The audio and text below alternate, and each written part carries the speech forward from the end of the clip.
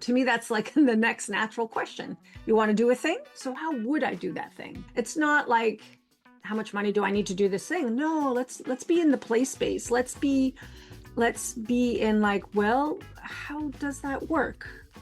If your younger self saw you doing what you're doing right now, what do you think she'd say? She would be like, yeah, like that. Today's conversation is all about giving yourself permission to dream bigger, to pivot, to try something wildly new, to step into roles you never imagined for yourself until now. I've been thinking a lot lately about what it really means to greenlight yourself, not waiting for somebody else to choose you, to approve you, to be the gatekeeper, to anoint you as ready, but deciding you are allowed to take the next leap, even if you're figuring it out as you go. And the guest with me today is someone who embodies that spirit beautifully. Welcome to Late Bloomer Living. I'm Yvonne Marchese, your resident age agitator and play instigator. Around here, we believe midlife is the perfect time to play, to reinvent, and bloom like you mean it. Let's go. Beth Barany is an award-winning novelist, a creativity coach for writers, and now, because she decided she could be, she's a filmmaker. When she felt the pull to bring one of her stories to the screen, she didn't wait for Hollywood to come tap her on the shoulder. She greenlit herself. That's Hollywood. That's a Hollywood phrase. She wrote the script. She found collaborators, pulled together a crew, and stepped into an entirely new creative identity. Blows my mind.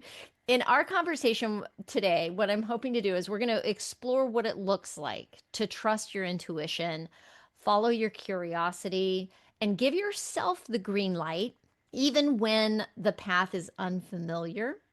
We're going to talk about navigating creative pivots, learning new skills later in life, the emotional roller coaster of making something from scratch, and what it means to claim your own authority as an artist. And let's just say it, as a human being.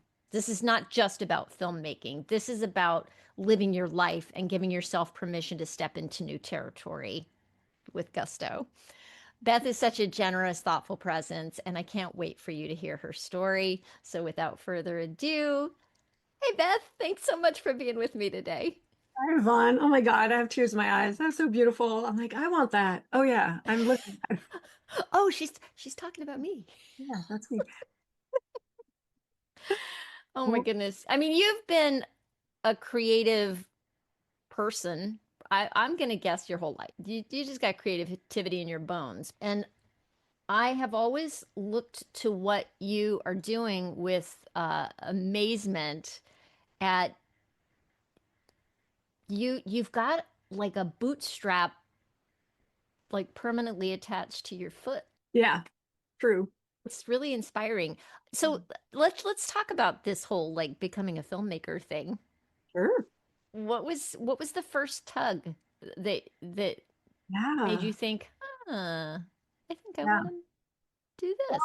the first tug really showed up, gosh, as of this recording, like 18 years ago. This was not an overnight project. This, I was in early days as a writing teacher and a coach, and I was at a business conference, and the teacher asked us to dream big, and how important it is to dream big and declare it. And so we're doing the exercise, and it was just like bubbling out of me. I like raised my hand, and I'm like, I want to turn my novel into a film, Henrietta the Dragon Slayer. And they're like, yay, clapping for me. And I felt like the surge of energy, and I could just see it and see the marquee and everything. And so strongly, just so powerfully. And I was very excited. I called my husband. I was down in LA. I live up in the San Francisco Bay Area. And I'm like, oh, I'm so excited. I want to do this. And he's like, yay, because he's a creative too. And he's like, of course. Oh, this is so awesome. Catching my excitement. He even made a birthday card for me that has a marquee and it says Henrietta the Dragon Slayer on it. Yeah. It was so wonderful. He like caught the vision and it's like, boom, we all saw it. And I don't even think, yeah, the novel wasn't even published yet. I published that novel finally like 5 years later. And it was a story, Henrietta the Dragon Slayer is a story that came to me that I wrote when I was 19. I wrote like a 3-page story about a girl adventurer because I love those stories. I love fairy tales and folklore, but I really wanted a girl to be taking those adventures because when I was a kid in the 70s, girls were not in those stories as the adventurer, No. and so We were the damsels in distress, if anything, right? Or the side. that's Yeah. right. Yeah, Yeah. I never liked it then. I still don't like it now. Um, so long story short, you know, it's been a long time coming. And that's also kind of part of my creative process is I come up with the idea, see the vision, it's far away. I have no idea I'm going to get there, but I'm going to get there. And that's how it started.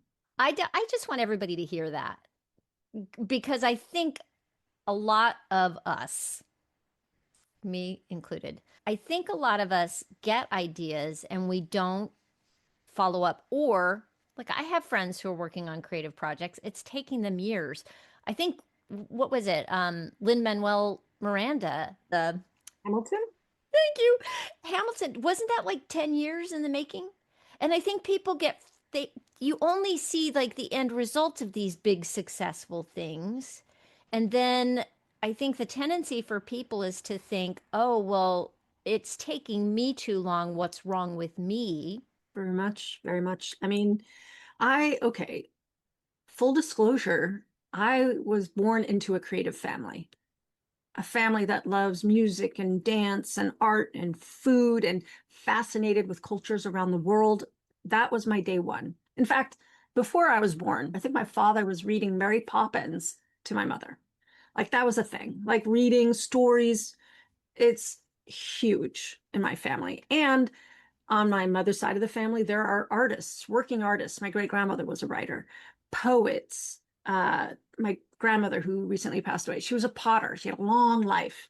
She died at 96. She was still making pottery when I saw her last spring. On my dad's side of the family, we've got poets and writers and speakers and people who tell stories just to their friends and family, make puzzles. And so I grew up in this atmosphere of the love of creating. So that part, like being creative and seeing creative things happening, was around me. What wasn't really directly in my face was like going from beginning to end on a long form project. I knew about it. I knew my great grandmother was a writer.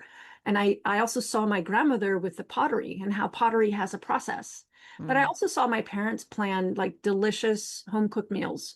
And so in cooking, for example, there's a process, right? You start here, you start with the idea, the dream, the taste, you put together what you've got. Right? So I think I'm also by nature a process person. And That totally makes sense that because you're a creativity coach and so you're helping other writers with maybe that missing, maybe they're creative, but maybe they're missing the piece of like how to get through a project from point A to Z, right? exactly. So that is something that kind of comes naturally to you. I have a question for you. I have to ask. When you got this spark of an idea, were you thinking this would be a Hollywood project, or did you see it from the beginning as being a you project? I really didn't know. I think I had done one nonfiction book. I think I had done one ebook as well. So I already was doing it myself on that side of things. Hmm. And I really didn't know. I really didn't know. I mean, there were some people there in the room who are like, I work in film. So I started talking to them and found out all the hoops. And I'd never really been attracted to hoop jumping. Something that has a lot of gatekeepers has never been attractive to me. I think I'm always been inclined, like, how do I put it into action? And the more I heard about how Hollywood works and everything, the more I was like, yeah, that doesn't sound fun. So I kind of was over here in my own little tiny business, learning self-publishing, not attracted to giving over my power and my ideas to Hollywood. Not interested. Just never really attracted me. And so, yeah, that's the short answer. So, in the 18 years since you had the idea, I'm just picturing what could happen for myself here is that life kind of happens and you're like, "Oh, well, I'm going to become a creativity coach." You've been very busy these 18 years with life and building a business, right? You knew you were comfortable with process, and then it was like, but becoming a business person, I think must have been a learning curve, and that must have been a green lighting yourself for that. Oh, I'm totally. imagining, Every step of the way. I mean, I right? jumped into the deep end and I don't have an entrepreneurial background, and neither did my family. I didn't know how to run a business. So I've been learning. I've been learning. Every year I'm learning more and more. And I had to talk about green light yourself. I had all these different milestones or really crossroads where I'm like, am I in business or am I giving this up? Am I in business or giving it? This is really hard. Because being in business for yourself really makes it's an opportunity to grow, right? There's no way Oh, around so so opportunity after opportunity after opportunity to grow, right? constantly. And so that's, not only did I learn how to greenlight myself as a writer, just to like even sit down and learn how to be a novelist, which is not easy. And no one taught me in school. I had to learn by doing and critique groups and all of that. And, uh, greenlighting myself in business, yeah, it was a huge learning curve. And then when it came to filmmaking, I kind of bumbled around for maybe 2 or 3 years, and then I actually shelved the project. I like put it on the far back burner. I didn't say no to it, but I kind of have known, maybe, I don't know, when did I learn this? Maybe by novel 3 or 4. I'm like, story ideas kind of live in the background, or maybe they live like little dormant seeds, and when it's their time, like there's something that happens magical that story idea comes to me and says, me, write me. And I'm like, are you sure? Are you sure? But I have all these other ideas. And they're like, no, I'm not going to leave you alone. Write my story now. I've always wanted the impossible, and I always believed it could happen. And I think that's a character trait, honestly. And thankfully, I didn't have too many naysayers growing up. Like, oh, there's Beth, her head in the clouds, that kind of thing. Yeah. It's like, you can't do that. I mean, there was kind of like, you What a can't. gift that is to not Yeah. have those people be so prominent in your life. I think as kids, we all think, oh, if I put a cape on, I can fly, right? Until we're told that we can't. Right. There was a little bit like, oh, you can't make money as a writer. I mean, I guess Hmm. my family saw my great grandmother. She had to take odd jobs to make ends meet. She got blacklisted in the 50s, like all these crazy things. And, but it's also kind of a cultural thing to say to someone who says they want to be a writer, oh, you can't make money doing that. And I'm here to tell you, you can. You can be a writing teacher. You can be a coach. You can be an editor. There's so many things you can make money at being a writer, even today, even with AI, because AI can't really write. Not, I mean, it writes, but it doesn't have heart. It's not Yeah. human. It's just a copy machine, just copying what other people said, mix it up and spit it out very, very smartly. But it's still, when it comes to creative work and when it comes to work with soul, it's not there, and it won't get there for a very long time, in my Yeah. opinion. When you published Henrietta as a book, what Yeah. how long ago was that? The novel came out in January, the end of January 2011. Okay. All right. Cool. And so that lives in the world. Yep. And And then you've had all these other projects. so this is a trilogy. It's a little over 1,000 pages if you count all 3 books. And Wow. the movie, well, right now it's a proof of concept, 5 minute, little over 5 minutes, and it's meant to be a TV show.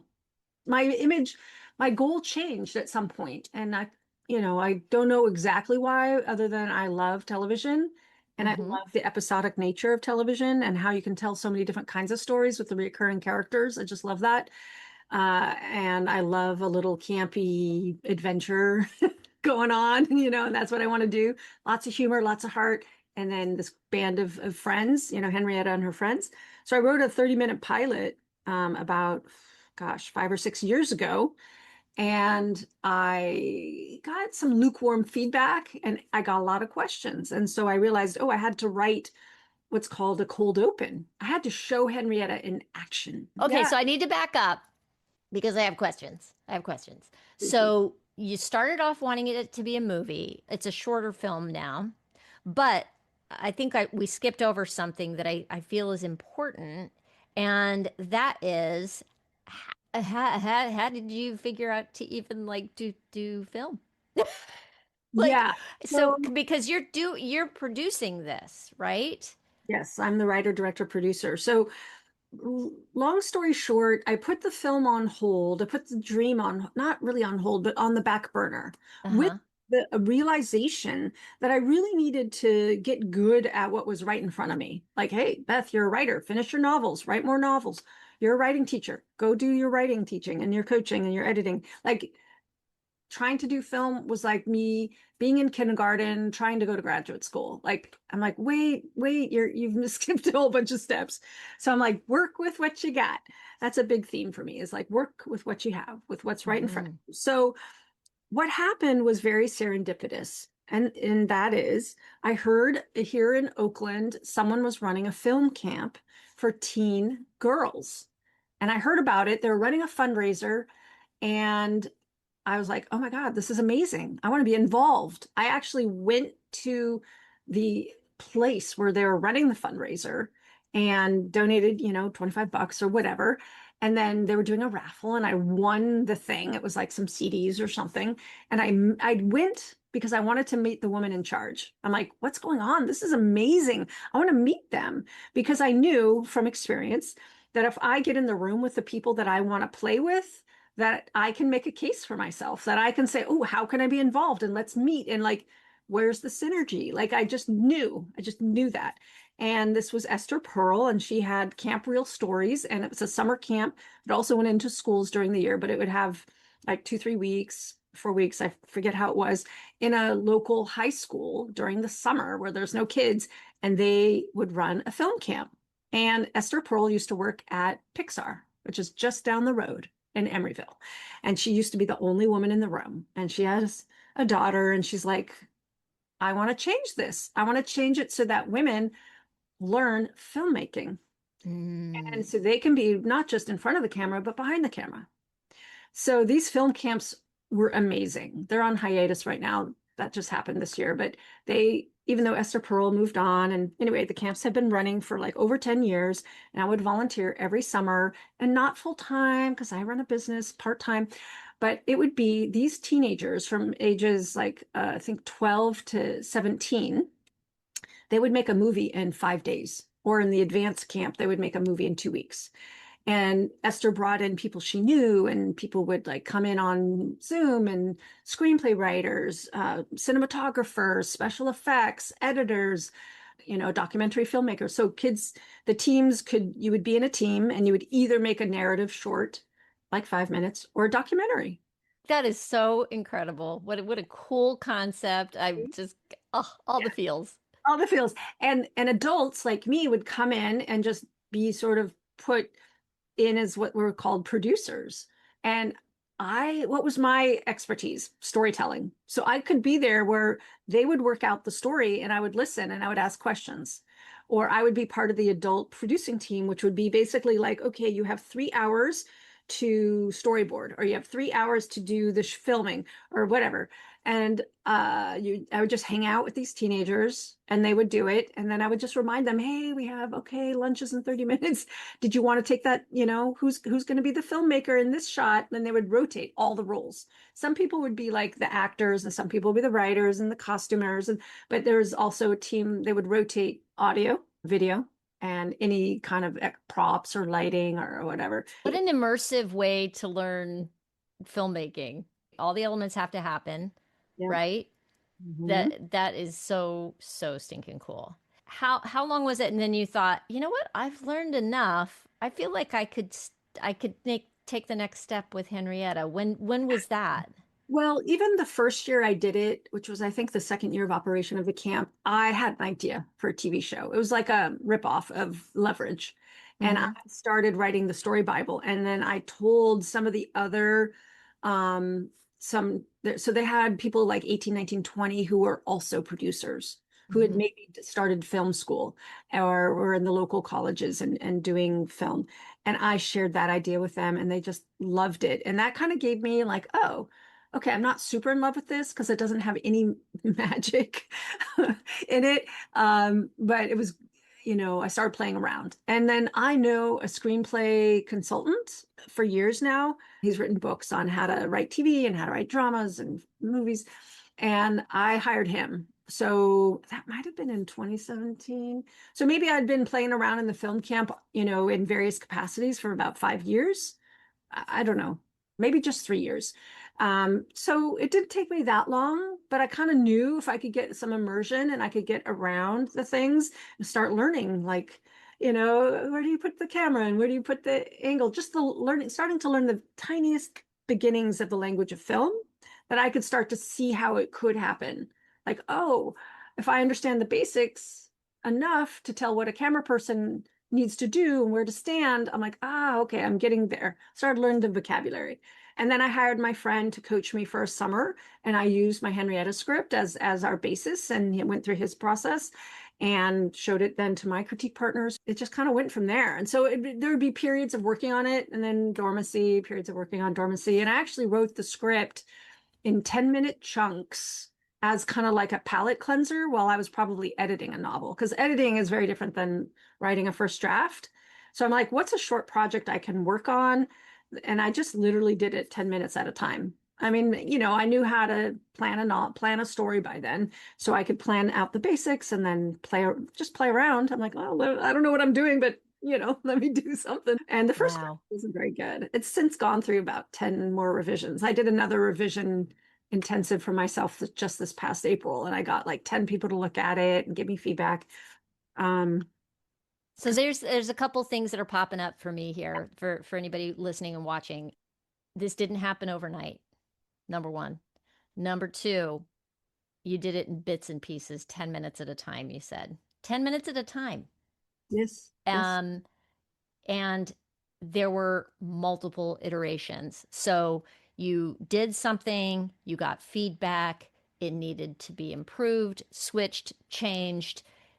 This is this is what the creative process is. And I'm just going to relate this to life right now.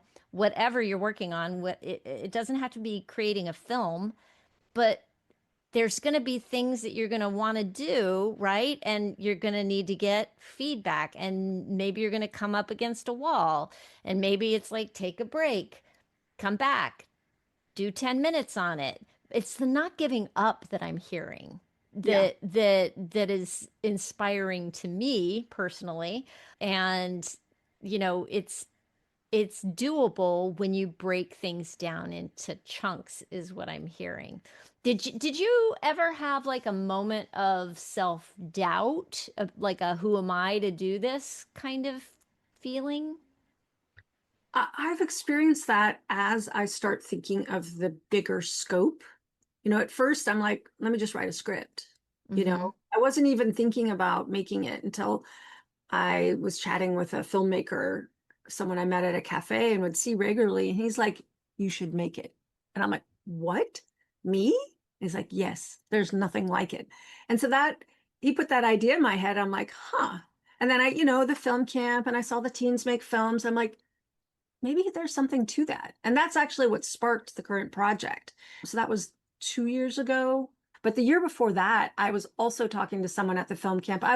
Now I go in and I just give a talk and I listen to their projects, and I'm kind of acting like a Beth's coming. So get your pitch ready, like a writing coach, and give them feedback. And that's fun. And so I was talking to one of the teachers and I asked them about, where would one film this kind of scene? I had a cave scene. I'm like, where in the Bay Area could we film a cave scene? And so we had that conversation. And then the following year, which was in 2023, I again in to teach at the film camp, and I took aside one of the organizers during lunch and I said, so can I take you out to coffee and pick your brain about what it would take to make this film?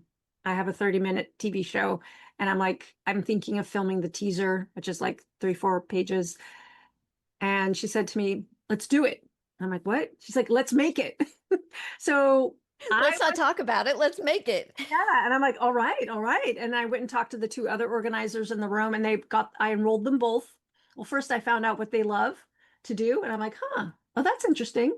Oh, you like costumes? Well, maybe you can help with costumes. Oh, you like with production? Wow, you could do production. That was the first one I spoke to. And then the other one I spoke to, she's like, well, I like directing. I'm like, wow, that's awesome. Let me talk. So I had coffee with all of them and enrolled them all in the project, and they all helped in the project. And one That of is them, amazing. yeah, the one Wow. who likes to direct, she's my co-producer. She co-directed and co-produced it and also had an input in the writing.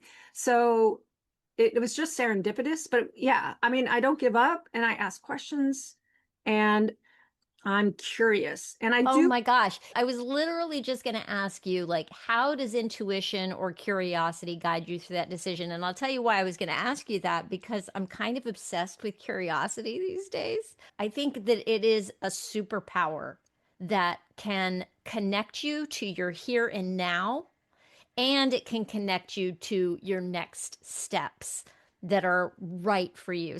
So you just led right into that. Thank you. So the question is, how did your curiosity and your intuition play into this?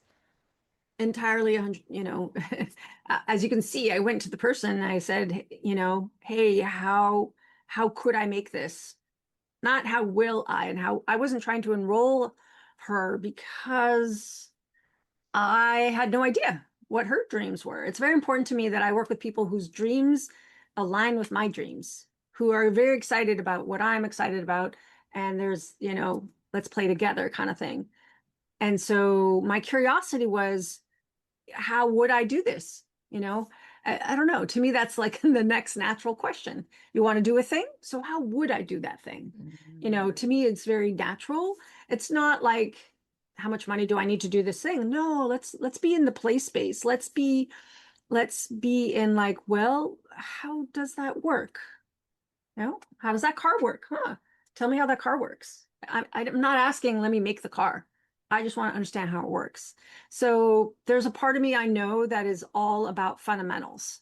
And I've learned how to articulate that over the years, but it's like what I care about is how things work and how to put things together. That doesn't mean I'm going to be the one, but I like to know those things. And then the next thing is, well, do I want to be the one?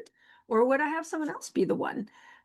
It could have easily turned out that I'm someone I decided to be the behind the scenes force. I mean, I am the behind the scenes force, but what if, I don't know, I ran into someone who's like, "Oh, I can do that. I could do it all."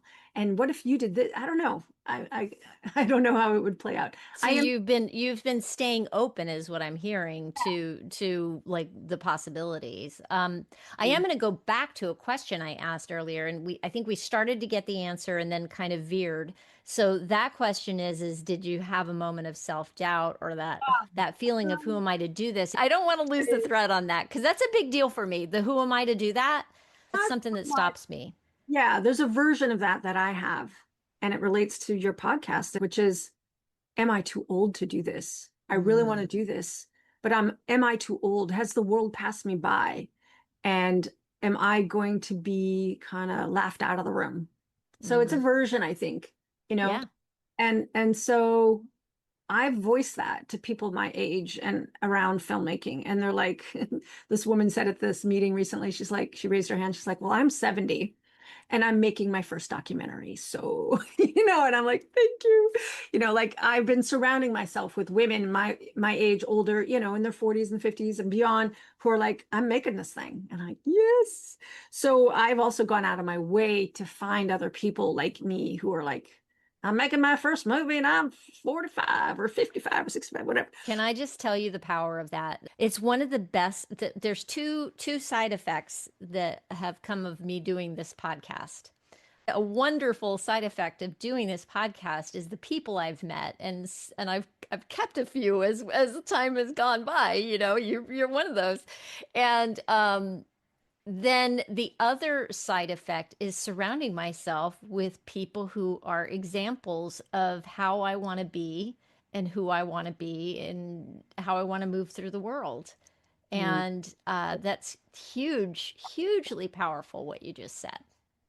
yeah, yeah. Yeah. I mean, it's I'm in menopause. It's such a weird phase. I mean, I think it's starting to calm down maybe, but there's been a lot of anger and a lot of angst and a lot of, obviously, I want to write about women warriors. Henrietta is one. I think like a lot of women, especially my generation or our generation, there's been a lot of repressed anger. Like we had to just deal with the system we're in and go forward in life and do what we could do. And now we're kind of like, oh my God, really? And by the way, humans created these things. They're not, this isn't just the way things are. The film industry isn't just the way things are. These are decisions made by people that led to this situation that less than 50% of the film force are women. That was people making decisions. That's it. Same Yeah. with every other system in our society. Every single one. This is not just happening. And it's like I kind of had to develop a lot of experience and know-how and et cetera, and writing lots of books and meeting lots of people to start to articulate these things. So this is actually when I could do it. I couldn't have done it earlier. I wasn't interested in trying to do what I'm doing now 20 years ago. I just wasn't. So this is what you got. And if people don't like it, too bad. Really, too bad. And going back to work with what you got. Work And with you what have you got. what you have. You got what you got now, That's right. which is a whole lot more than you had. That's right. So, okay. So I have so many questions. My brain is blowing up. Uh, it started off with a dream of making a movie. And now that looks very different. The real goal now is to have an episodic TV series, but you are in post-production. You have made a film, right? A It's a little. short film. How long would you So say the goal is? right now, I mean, it runs right now like 5.5 minutes. It, Uh-huh. and so I had to learn, I'm like, what are we doing? I'm like, oh, we're doing a proof of concept. This is a proof of concept. So by the time we're done, we'll have a little polished gem that's 5.5 minutes long, maybe 6 minutes with the credits that we can take to investors, that we can take to partners, potential partners, and say, and go to film festivals and showcase what we're doing. But we're also going to use it to build a fan base so that, again, going direct to the fans, just the way I've been doing with my business, just the way I've been doing with my fiction. And of course, the podcast, like direct. We're going direct. And because what I'm interested in is interacting with the fans and having people in their 20s, teens and 20s and older resonate with Henrietta the Dragon Slayer about what she is and what she's doing, and a young woman learning how to be a leader and how she's kick ass, she's got a big sword and she's got her friends and she learns how to have friends, and each of her friends are unique and have their own journeys and their own struggles and found family, and finding yourself in the world. Like, who do I want to be in the world? That's really what I'm interested in exploring in the TV show. And so I don't remember what your question is. Yeah. You've answered it beautifully, actually. The how it morphed from one goal into what it's become now and where you're at in the process, which is so it's so different. I mean, here we go. In the beginning, the goal was you had this story that you wanted to turn into a film someday, right? So that has now become you've made a film. You did that. It's in post production. That's a big, long process, right? So I do want to talk about that in a second. But it's no longer the end result. It's a stepping stone to what the new part of the dream is, which I love. Now it's a whole new thing.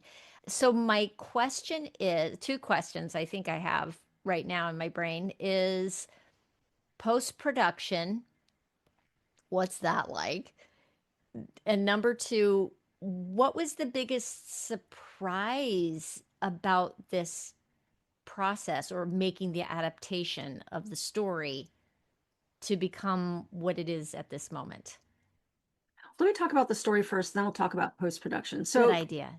I'm a very linear storyteller for the most part, meaning I've written 3 novels that follow in sequence. It's a whole big adventure. It took like 10 years for me to edit this novel, Henrietta the Dragon Slayer, which was my third novel written, but my first novel published. Just to give some context for people. So the story is not an adaptation, it's a continuation. So if you read all 3 novels and then you saw our little short film and then you saw the TV show, it will all happening in sequence over time. Oh, Because adaptation as its own animal. I do not know how to do it. I do not want to do it. Someone gifted in that can do it, but not me. And well, I would. Oh, how fascinating. Okay. Okay, you kind of just blew my mind. See, yet there's so many ways to do things in the world. So many ways, so many ways, so many ways. Wow. And, this whole time I have been teaching fiction writers and I have been deepening my know-how about storytelling. And so when it came time to write the first script, what came to me was a continuing story, because those were the questions that were interesting to me. I wasn't Mm-hmm. interested in rehashing book one or two or three. I'm like, now what? You know, Henrietta and the Battle of the Horse Mesa. There's a big battle in book three. And then what? Like that's where I'm going. Yeah. So this is new territory for you. You get to play. You get to step into, a new place, a new, like, oh, it's a brand new creation. That's so exciting. Right. And in fact, a whole new land. The TV series is going to take place in a location that does not exist. It's mentioned, but it does not exist in the first three books. That's interesting to me as a storyteller. There's a lot of room to play. I have, of course, so many ideas. Yeah. So that's the story piece. To answer your post-production question, wow, post-production. Um, I mean, I just have to say I loved being on set. And by set, I mean we filmed in a park for two of the shoot days, and for the other two shoot days, one was in a garage where we did our puppet monster, and one was in the backyard, but we were filming the actress inside a tent. So but it was outside. We were all outside. She's in the tent, and that's it. And so I love being on set. I There's a lot of prep that goes to be on set. And luckily my co-producer helped with all the like keeping us on time where so I could be the big vision person. And then when it comes to post-production, what I've been discovering, it's like, oh my God, this is like editing a novel. The level of detail, we're getting down into the weeds. Like with fiction, you're getting down to the sentence level, paragraph, scene level. Does this scene go here? Moving scenes around, oh, what's the tone? Let me change the tone. Oh, maybe they don't say this, they say that, right? Like you're moving things around, you're making new decisions, you're like shaping something that's kind of rough. Well, same in post-production. We had this footage that first it was about putting it in order. So that was our first rough cut. We're up to rough cut number 5 by now. And then it was like starting to trim things to increase the pacing. Mm-hmm. And then some tweaks on that. Um, and now it's inserting our monster, that takes Henrietta's friend. And that was filmed separately. So now I have gone through the footage and I just have to hand it to the editor and like these few seconds go here. And I'm matching up what my puppet master maker, and he was like really the director of the puppet shoot. He made some decisions and now I'm like refining his decisions. And then the editor will put them in. And then we're going to probably work on pacing a few more times. And then we're going to start, and I'm not quite sure the right order, but then we start working with music. And I've been working on, I have some ideas there. My husband's a singer-songwriter too, like on the side. He studied that in school. And so I already have some recordings of him playing with like the melody for Henrietta, like Henrietta's Mm-hmm. song, so to speak, like what John Williams did for Star Wars. Every character had a song. Themes, And, yeah. yep. And then our sound person, our audio, they are like, when you're ready, I have a sound depository and we can put in some special sounds, so Wow. I've been thinking about that. And then we have someone who's going to do what's called After Effects. Actually, before that, I think we have to color it because we had to switch cameras. Long story, saga. Every shoot has it. We had a tech issues. So we got to make sure the colors look right. And because we are doing what's called practical effects. Our monster is a puppet, and we actually have her wearing a necklace that had a little LED light in it. So those are practical effects. But then I want to add in a few special effects. Oh yeah, we also have some ADR, which is one of the actors went into a studio and recorded his lines. We have to lay them in, and I Okay. haven't even dealt with that. And so that has to match. We might need to get the actress come in and do that as well. So you can see there's all these layers, and we're Wow. still kind of at the first almost. And I just want to say again, this is for 5 minutes, Yes. correct? Yes. That is so wild. That is so wild. Wowzers. And we're doing it like that because, yes, we are treating this like a film and we're doing this with a team. Like, I don't know editing. I don't know After Effects. I have ideas about music. I have ideas about sound effects. I have ideas about the special effects I want it to go, but I don't know how to do any of it. So Right. that's where the team comes in. And they want to do it. I mean, people are getting a stipend. It's not a huge budget. I did raise money for it. So, but I'm still raising money for Mhm. post-production. And then I'll probably raise money for film festivals as Okay, well. so if you're listening and you want to be a film investor, this is your opportunity. What has been the most joyful part of making the film so far?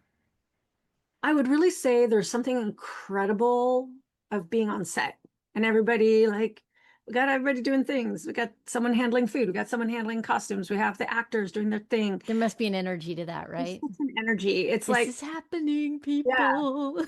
yeah. It's controlled chaos. Of course, there's periods where we're all standing around waiting for things to happen. Um, and yeah, it's like controlled chaos, but that you've kind of rehearsed a little bit, that you've prepared for, I should say. You've done your best to prepare for. And good sets have done a lot of prep. You know, I'm at the beginning here, so we did what we could do.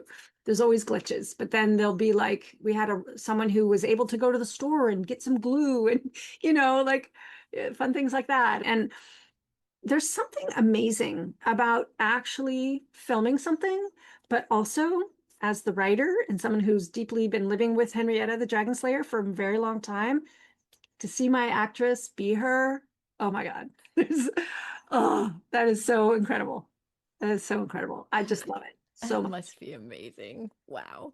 Yeah. And to see my actor there too and embodying the character and the monster and just everything, right? Like my imagination has come to life. And oh my God, that is incredible. This is incredible. I can't even speak. Oh, yeah. What if your younger self saw you doing what you're doing right now, what do you think she'd say? She would be going, yeah, like that. Seriously, my 10-year-old self was like, finally, yeah. Girl adventure, going after the dragon, yeah.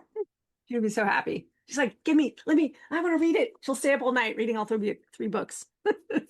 I'm so excited for you to be doing this. If somebody wants to come find out more about the project, if somebody wants to, be an investor, what are we talking here? How do they get in touch with you? Absolutely. Well, thanks for asking. So people can actually they can donate for swag or they can be an investor. I have a what's called a fiscal sponsor, so they could choose which way they want to donate, either donate or do a charitable contribution. At this point, we're not yet at the investor stage. We will be at some point. So the best way to get to me is just to go to bethbarany.com. I believe I have a film tab in my menu. And if you just want to see what we're doing with the film, you can go to henriettathedragonslayer.com and you can see where we're at. We have an Instagram for it. You can see our some clips. I will have links to those things for anybody who is here with us. And if you're driving, don't sweat it. I got you. Beth, thank you so much for being with me. And for you guys listening, if for you listening, if this conversation is sparking a little something for you, it doesn't have to be about filmmaking, just a little something. There's something back there probably. If you're still here with us, there's something, I guarantee you. You can give yourself the permission that you need to start or restart a project or try something completely new. Please tell me in the comments. I'd love to know what you're thinking and what's going on for you.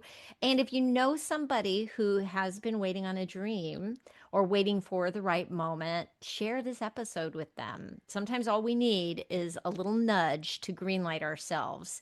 And before you go, by the way, if you're craving a nice little gentle reset, joyful reset, how to get back in touch with your joy, I'd love for you to come join me in the play shop. It's a 1 hour playful reboot designed to help you get connected with yourself again through play. You can sign up and get on the wait list at latebloomerliving.com/play. And of course, don't forget to like, subscribe, make sure you're getting these on the regular. We're here every week. Yeah, more conversations are coming your way. So stay curious, as Beth would say, stay playful, and bloom like you mean it. Mm, wonderful. Thank you, Yvonne. Thank you.